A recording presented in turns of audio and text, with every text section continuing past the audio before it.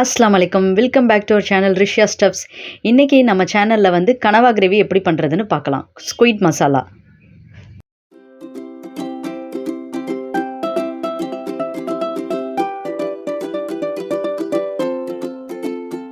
இன்றைக்கி கனவா வந்து நான் 1/2 கிலோ வாங்கியிருந்தேன். ஆக்சுவலி இது எப்படி க்ளீன் பண்ணுறதுலாம் எனக்கு தெரியாது. ஸோ அந்த அக்காவே வந்து க்ளீன் பண்ணி கொடுத்துட்டாங்க. கீழே வந்து ஒரு சங்கு மாதிரி இருக்குது, மேலே வந்து தலை மாதிரி வச்சு ஒரு மாதிரி வால் வாலாக வந்திருக்கு. இதை கழுவும் போது பார்த்திங்கன்னா தண்ணிலாம் ரொம்ப அப்படியே கருப்பாக இருந்தது. கிட்டத்தட்ட ஒரு 5-6 தண்ணி ஊற்றி கழுவுற மாதிரி இருந்தது. இதில் பார்த்திங்கன்னா ரொம்ப பெரிய வேலை இல்லை. அந்த தலையை தனியாகவும் அந்த கீழே இருக்க அந்த வெள்ளை இருக்குது பார்த்திங்களா, அந்த சங்கை தனியாகவும் எடுக்கணும், அவ்வளோதான். அண்ட் அந்த சங்கில் வந்து ஒரு பிளாஸ்டிக் மாதிரி இருக்குது. அந்த பிளாஸ்டிக்கு எடுத்தால் அவ்வளோதான். அது அது அது மாதிரி தான் இந்த கண் வந்து சில பேர் எடுக்கிறாங்க, சில பேர் எடுக்க மாட்டேங்கிறாங்க. ஒரு வழியாக வந்து அந்த அக்கா ஆஞ்சி கொடுத்துட்டாங்க.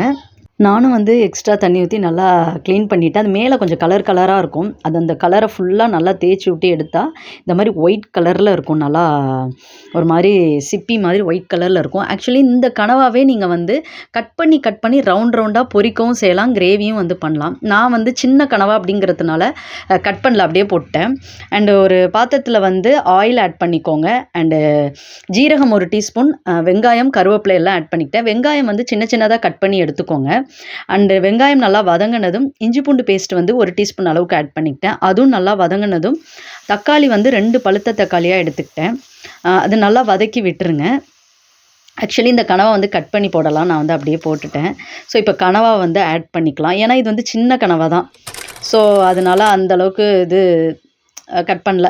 அண்ட் இது பார்த்திங்கன்னா தண்ணியெலாம் எதுவுமே ஆட் பண்ணக்கூடாது. மெயின் இது தான். அது தண்ணி எதுவுமே ஆட் பண்ணிடாதீங்க. கனவா வந்து நேச்சராகவே வந்து தண்ணி கண்டென்ட். ஸோ வந்து அது தண்ணி தன்னாலே விட்டுரும். தண்ணியெல்லாம் எதுவும் ஆட் பண்ண தேவையில்ல.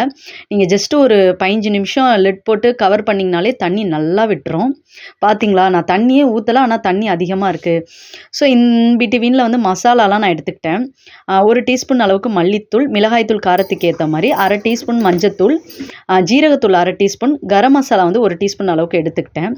ஸோ இப்போ 15 மினிட்ஸ் கழித்து பார்த்திங்கன்னா நல்லா சங்கு கணக்காக இருக்குது பாருங்கள், நல்லா வெந்துருச்சு. அண்ட் இது கூட பார்த்திங்கன்னா தண்ணி நிறையா வந்து விட்டுருச்சு பாருங்கள், நல்லா சுருங்கி வந்துடும் அந்த கனவா எல்லாமே. ஸோ இந்த ஸ்டேஜில் வந்து மசாலாலாம் ஆட் பண்ணிக்கோங்க. மசாலா ஆட் பண்ணிவிட்டு ஒரு நல்லா கிண்டி விட்டுருங்க. அண்ட் உப்பு தேவையான அளவுக்கு ஆட் பண்ணிக்கோங்க.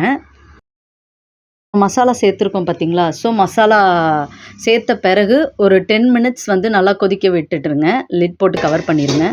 அவ்வளோதான். இப்போ நம்மளோட கனவா கிரேவி வந்து ரெடி ஆகிடுச்சு. ஃபைனலாக சாப் பண்ண கொரியண்டர் அண்டு லெமன் ஜூஸ் வந்து நான் பிழிஞ்சிக்கிட்டேன் கொஞ்சமாக. அவ்வளோதான், ரெடி ஆகிடுச்சு.